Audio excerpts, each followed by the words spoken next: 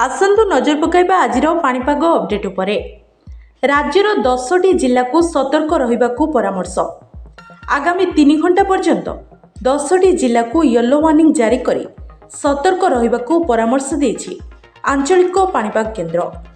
वर्षा घड़घड़ी सह झड़ तोफान पूर्वानुमान करी बालेश्वर, भद्रक, केन्द्रापड़ा, जगतसिंहपुर, पुरी, खोर्धा, कटक, जाजपुर, मयूरभंज और नुआपड़ा एही सब जिल्लार गोटे किंबा दुईटी स्थान में आगामी 3 घंटा मध्य वर्षा और घड़घड़ी सह झटका पवन 30 ରୁ 40 किलोमीटर प्रति घंटा हेबार संभावना रही।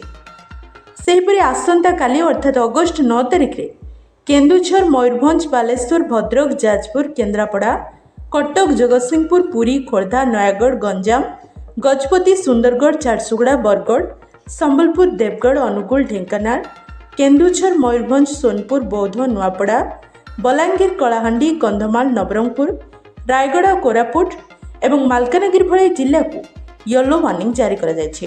एही सब जिला गुड़िकर गोटे किंबा दुईटी स्थान में प्रबल वर्षा घड़घड़ी सह झटका पवन 30 ରୁ 40 किलोमीटर प्रति घंटा हेबार संभावना रही।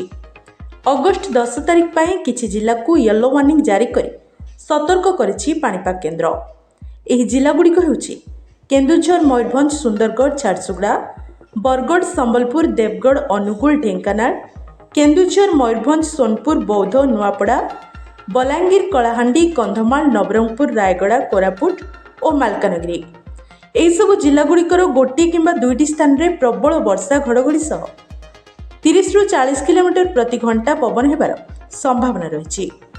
सेपटे अगस्ट 11 ରୁ 14 तारिख पर्यंत राज्यर विभिन्न जिलार गोटे किंबा दुईटी स्थान में वर्षा और घड़घड़ी सह झटका पवन संभावना रही।